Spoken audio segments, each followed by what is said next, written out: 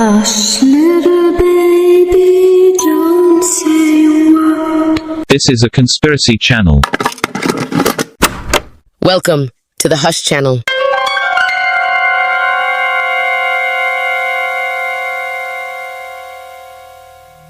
Pope County is a county in the U.S. state of Arkansas.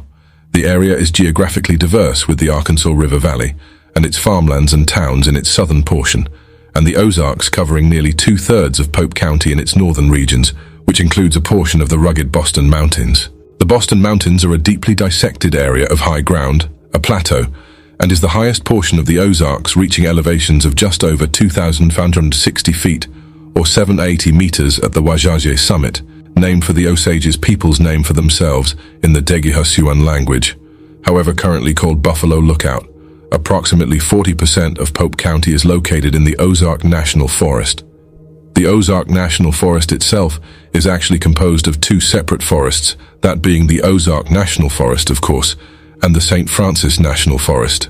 And you know the running theory about national forests here on these tapes. Big Piney Creek is actually a river that flows into the Arkansas River, and therefore part of the Mississippi River watershed, and it flows into the Ozark National Forest, both of them. Big Piney Creek, a favorite canoeing stream with many Arkansasians, as well as a number of out-of-staters aware of its numerous challenges, flows through Arkansas, Johnson and Pope counties, until it finally enters the Arkansas River at Lake Dardanelle. Very few people live in the valley of the Big Piney Creek, and a few long-time residents in nearby Dover say it's because the devil resides there. Beyond that, very few of them care to talk about it. Since the earliest settlers arrived in this somewhat isolated western part of Pope County, reports of something strange and evil living in the Big Piney Bottoms have filtered out of the area and into local lore and legend. Even the Indians who once lived throughout much of this part of Arkansas generally avoided the area of the Big Piney, claiming that truly horrible demons lurked in these dense woods. The first white settlers in the region reported encountering strange forms in the bottoms, creatures never before seen. A number of those who first attempted to homestead the surrounding area were so frightened by what they saw and heard that they soon packed up and moved away. Even today, the region of the Big Piney Bottoms is sparsely settled. According to the Late Piney page, a lifetime Pope County resident who collected hundreds of stories and bits and pieces of fact and folklore from the region, the devil was seen by several people living near Moccasin Creek around 1980. One story tells of a strange encounter during a deer hunting trip to the Big Piney Bottoms.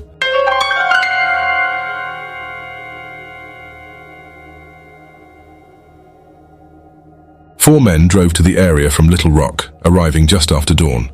After parking their vehicle, checking their rifles and gear, and donning jackets to warm them against the chilly autumn air, they set off hiking along a narrow game trail not far from the creek.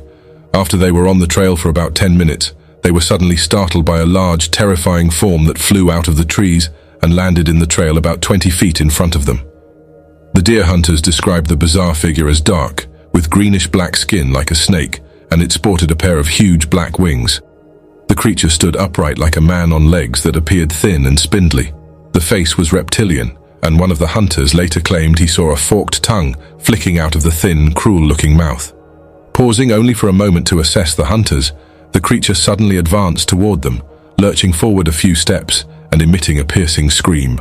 Frightened beyond words, the men threw down their rifles, turned, and fled from the area, never to return. On the way back to Little Rock, the four men agreed among themselves not to tell a soul of what they had seen. They were afraid no one would believe them, that they would be laughed at and derided. Years later, when one of them finally relented and related the terrifying experience, he learned that, over the years, several residents of the Big Piney area had seen the same beast. During the 1950s, parties of canoeists testing the sometimes tricky yet popular waters of Big Piney Creek often returned home with stories of encounters with an unknown creature, stories so bizarre that no one would believe them. One group of terrified boaters reported to the county sheriff that they saw a man-like form with huge black wings flying back and forth across the stream as they paddled near a location known as Long Pool. The creature, evidently enraged by the intrusion, screamed and hissed at the canoeists. According to one member of the group, the monster had yellow eyes that burned like fire in a head that looked like it belonged to a lizard.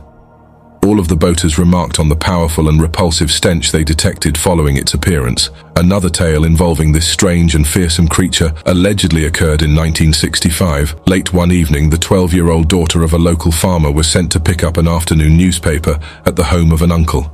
To get to the uncle's house, the girl had to walk along a narrow path through the dark woods. The uncle, who lived about 1/4 mile away, saved the paper every day for his brother, who sent one of his 4 children to fetch it each evening around 6 o'clock. It was considered a small honor to be the one to retrieve the paper from the favorite uncle, and the children often competed for the opportunity to do so. It was well past 6 one evening, but no one had arrived at the uncle's house to pick up the newspaper. The uncle grew concerned. It was late November and very cold, so he decided to go out and see if one of his nephew's children was coming up the path.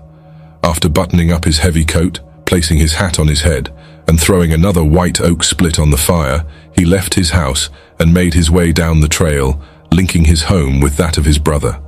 After he had been on the trail for about 5 minutes, the uncle heard a child weeping, and on investigating he found his niece cowering next to the bole of a large tree. As he approached her, the girl began screaming and crying out that the devil was after her.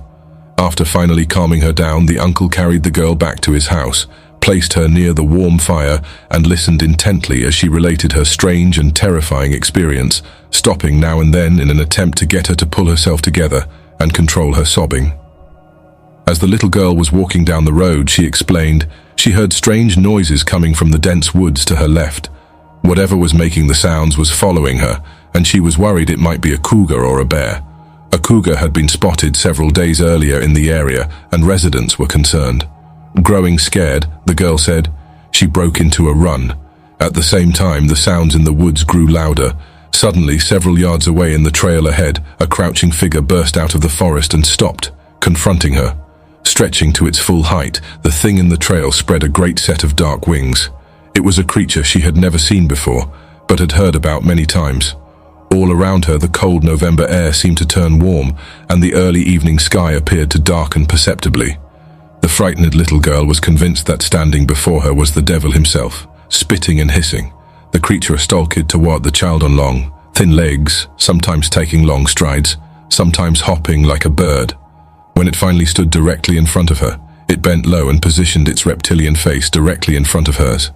The devil, according to the little girl, smelled like burnt, rotten meat, and she thought she would faint from the thick and heavy stench. Yellow eyes burned into hers as she retreated backward. From time to time, a long forked tongue shot out from the wicked mouth of the beast, coming within scant inches of her face. Without warning, the creature emitted a high piercing shriek and, flapping its mighty wings, shot upward and flew away over the treetops. It was the last thing the girl saw before she collapsed in a faint and was found several minutes later by her uncle. The young girl who experienced that terrifying night is now a grown woman living in Russellville, Arkansas. More than 30 years after the incident, she still breaks down in sobs and trembles each time she recalls it. To this day, she is firmly convinced she was visited by Satan himself. A late evening visit to the Big Piney Bottoms almost any time of the year yields a number of strange sensations. While the gurgling flow of the stream provides a steady rhythm of background sound, the darkness of the nearby woods contributes an eerie, prickly feel, along with a number of curious, undefinable noises. Now and again, people who visit these woods try to describe the sounds they hear coming from just beyond their vision, sounds emanating from a variety of locations. Visitors report hearing distant and muffled hissing, and even screaming. Heavy footfalls in the forest are sometimes heard. Other times, a sound described as the flapping of heavy leathery wings is perceived. Most of the time, the sounds come from the dense, low-growing brush in the forest. Other times, they seem to come from high in the trees. Everyone who has heard the sounds agrees that something evil lives here. Story credits of W.C. Jameson, Ozark Tales of Ghosts, Spirits, Hauntings, and Monsters.